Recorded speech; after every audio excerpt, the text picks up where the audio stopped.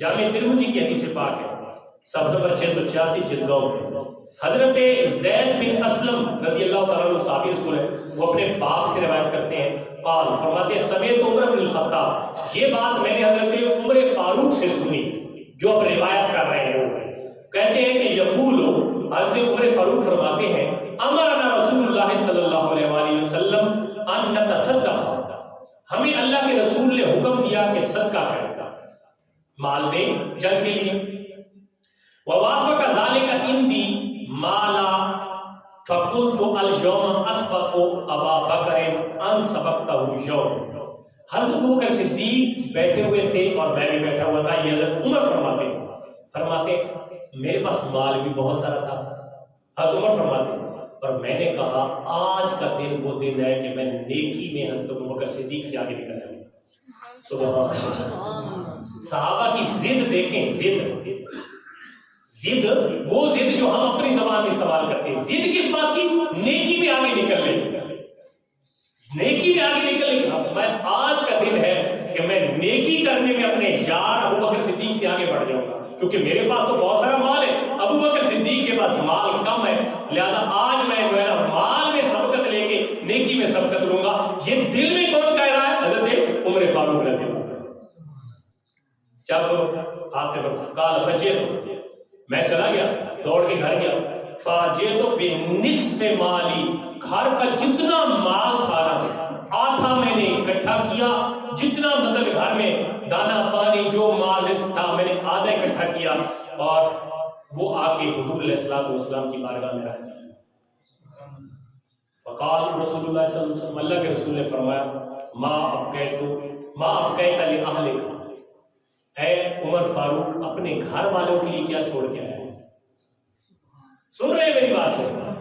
اصل میں آپ ایسی باتیں سننے کے عادی نہیں ہیں، تو میں ماں اب کہتا لے کا گھر والوں کے لیے کیا چھوڑا ہے؟ حضرت عمر فاروق فرماتے ہیں میرے سے پوچھا گھر والوں کے لیے کیا چھوڑ کے آئے؟ تو میں نے عرض کیا فقلت مثلہ، یا رسول اللہ جتنا کوڑی بارگاہ لے کے آئے اتنا گھر ہی چھوڑ کے آئے، فنصف مالی، آدھا مال گھر میں ہے اور آدھا آپ کی بارگاہ میں لے آیا ہوں، آدھا مال آپ کی بارگاہ میں پہنچا دیا ہے۔ تو وآتا ابو بکر بکل ما عنده، میں کہتے ہیں میں بیٹھا ہوا تھا اتنی دیر میں حضرت ابو بکر صدیق بھی لے آیا اپنا مال، میں بیٹھا ہوا تھا حضرت ابو بکر صدیق لے آئے اور سارا مال لے آئے، گھر کا جتنا تھا وہ سارا مال لے آئے۔ اچھا فقال یا ابا بکر ما ابقیت لأہلک، جو سوال مجھ سے حضور نے کیا کہ اپنے گھر والوں کے لیے کیا چھوڑ کے آئے، وہی سوال حضرت ابو بکر صدیق سے بھی کیا۔ اب یہ بات سننا، حدیث سننا، حدیث، اس کے بعد میں اس کا رزلٹ نکالوں گا۔ جو سوال حضرت عمر سے ہوا کہ اپنے گھر والوں کے لیے کیا چھوڑا، تو انہوں نے کہا جی جتنا آپ کو دیا اتنا گھر میں بھی ہے۔ حضرت ابو بکر صدیق مال لے کے آئے، آپ نے فرمایا گھر والوں کے لیے کیا چھوڑ کے آئے۔ اب حضرت ابو بکر صدیق کا جملہ سنیں، سنہری حروف میں لکھنے کے قابل، اور آج ہم بھی وہی نعرہ لگاتے ہیں جو انہوں نے لگایا۔ وہ کہتے ہیں اب قیت لہم اللہ ورسولہ، میں نے اپنے گھر والوں کے لیے اللہ اور اس کا رسول چھوڑا۔ ذرا محبت سے کہتے ہیں سبحان اللہ۔ میں گھر والوں کے لیے اللہ اور اس کا رسول چھوڑا ہے، یعنی گھر ان کے حوالے کیا ہے، اللہ جانے اور رسول جانے۔ یہ کہے کس نے کہا؟ حضرت ابو بکر صدیق۔ اصل یاد ہے اللہ نبی وارث آتے ہیں نا، یہ حضرت ابو بکر صدیق کی سنت ہے، حدیث کو ثابت ہے۔ اگر کوئی آگے نا کہ اللہ نبی وارث کہنا غلط ہے، حدیث ہے ترمذی کی، مجھے نکال کے دیں۔ حضرت ابو بکر صدیق فرماتے اب قیت لہم اللہ ورسولہ، پروانے کو چراغ اور بلبل کو پھول بس، پروانے کو چراغ اور بلبل کو پھول بس، صدیق کے لیے خدا اور خدا کا رسول بس۔ حضرت ابو بکر صدیق نے فرمایا یا رسول اللہ میں نے گھر میں آپ کا نام چھوڑا ہے اور اللہ کا نام چھوڑا ہے۔ اچھا وہ بات جب کہی نا تو حضرت عمر فاروق ساتھ بیٹھے تو دل میں کہہ رہے تھے کہ آج میں آگے نکل جاؤں گا، کہتے ہیں اس دن میں نے یہ تحیہ کر لیا، فرمایا کیا؟ قلت لا اسبقہ الی شیء ابدا، میں کبھی بھی حضرت ابو بکر صدیق سے نیکی کرنے میں آگے نہیں نکل سکتا، نیکی میں حضرت ابو بکر صدیق سے نہیں بڑھ سکتا۔ یہ حضرت عمر فرماتے اس دن میں نے کہہ دیا، کیونکہ میں تو گھر کا آدم۔ حضرت ابو بکر صدیق نے حضرت عمر فاروق کا جو مال تھا نا وہ کوانٹیٹی میں یعنی مقدار میں زیادہ تھا. یعنی مثال کے طور پر جو آدھا مال حضرت عمر لے کے آئے وہ 10 دینار ہے، مثال آپ کو دے رہا ہوں، اور جو مال سارا ابو بکر صدیق لے آئے وہ 5 دینار ہے. ذرا بات میری سمجھنا، کل آدھا مال گھر کا عمر فاروق کا وہ 10 دینار ہے، اور جو صدیق اکبر کے گھر کا کل مال ہے وہ 5 دینار ہے. اب کوانٹیٹی تو حضرت عمر کی زیادہ ہے، حضرت ابو بکر صدیق کی کم ہے. یعنی مقدار تعداد عمر کی زیادہ صدیق اکبر کی کم، لیکن جو صدیق اکبر کے کم معیار کا خلوص تھا وہ خود عمر بھی مان گئے کہ میں کبھی نیکی میں ان سے آگے نہیں بڑھ سکتا.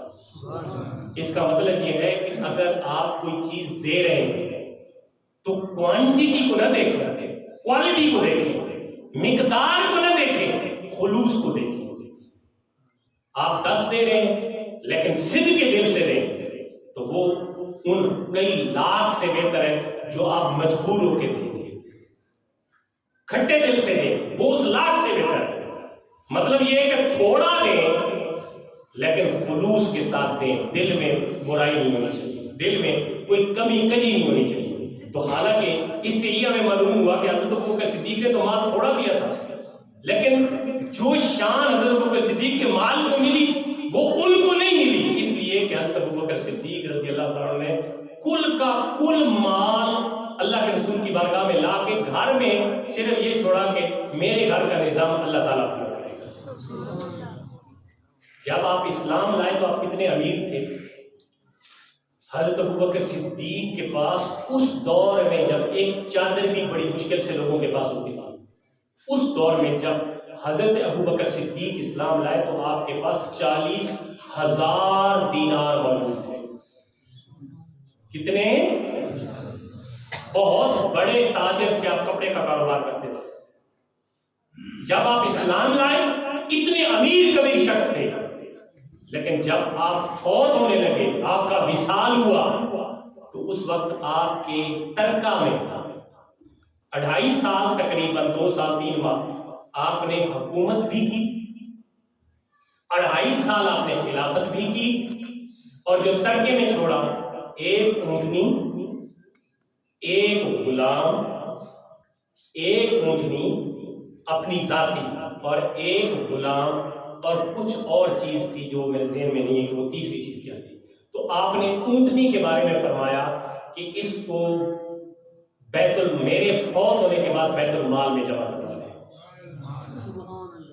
بیت المال میں، کیونکہ ان لوگوں کا یہ مطمع نظر نہیں تھا کہ میرے بچے بھوک سے مر جائیں گے. یہ ہمارا نظریہ کہ میرے بچے کیا کریں گے، وہ ان کا نظریہ تھا. وہ کہتے ہیں ہم نے جو کچھ لینا ہے اپنے لیے لے کے جانا ہے آگے، کیونکہ ما عند عندکم ينفد وما عند اللہ باق. جو تمہارے پاس ہے قرآن کہتا ہے وہ ختم ہونے والا ہے، جو اللہ کے پاس ہے وہ ہمیشہ باقی رہنے والا ہے.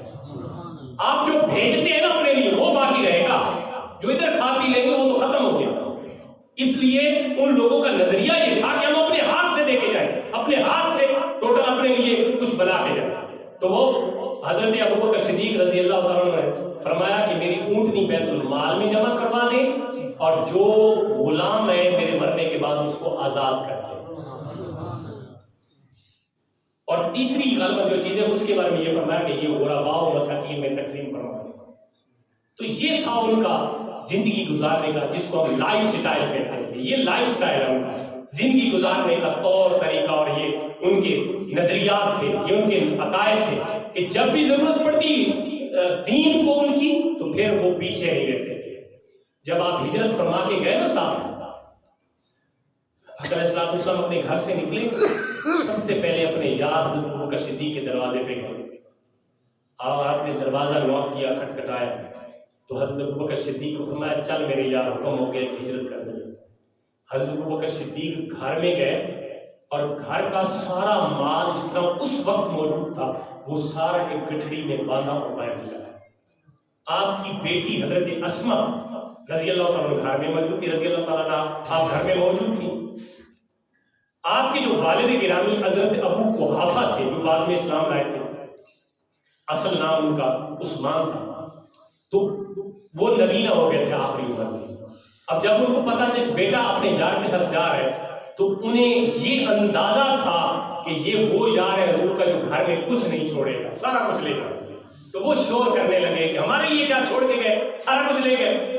تو دیکھیں اسلام کے لیے قربانی، دیکھیں ایک خود تو قربانی دی کہ بچے بھی چھوڑ دیے، گھر میں باقی لوگ بھی چھوڑ دیے، مال بھی اپنے ساتھ لیا، لیکن پیچھے گھر والوں کا جذبہ دیکھیں۔ حضرت اسما فرماتی ہیں میں نے گھر میں کوئی ریل کے اندر کنکریاں دبا دی، کنکریاں، اور والد چونکہ بوڑھے تھے تو میں نے ان کا ہاتھ پکڑا، میں نے کہا گھر میں بہت کچھ ہے، کہتے ہیں کدھر ہے مجھے دکھاؤ، مجھے لے جاؤ۔ تو میں نے اپنے والد کا ہاتھ پکڑ کر نہ کنکریوں پہ پھیرا، دیکھیں یہ سامان موجود ہے۔ اللہ، یہ گھر میں سامان موجود ہے۔ یعنی اسلام کے لیے قربانیاں ان لوگوں کی دیکھیں جن کا نام آپ لیتے ہیں اسٹیجوں پہ لیکن عمل نہیں کرتے ان کی سنتوں پہ، ان کے طور طریقے پہ۔ حضرت ابوبکر صدیق رضی اللہ تعالیٰ عنہ اسلام کا وہ درخشاں ستارہ ہے، کہتے ہیں نا کہ پھل کی جو ہوتی ہے نا بکت، وہ اس جو پھلدار درخت ہوتا ہے نا اس پہ ہوتی ہے، پھر اس کا جو پروان چڑھنا ہوتا ہے وہ لگانے والے پہ منحصر ہوتا ہے۔ لوگ کہتے ہیں یار فلاں کے باغ میں جو فلاں بوٹا ہے نا اس کا پھل کیا کمال کا ہے، تو اس کا مطلب ہے وہ لگانے والے کی بھی ساتھ ساتھ تعریف کرتا ہے۔ تو حضور نے تو وہ بوٹے لگائے اسلام کے لیے جس کا پھل حضرت ابوبکر صدیق جیسا ہے۔ ہم اسلام نے پھل لیا حضرت ابوبکر صدیق، پھر عمر فاروق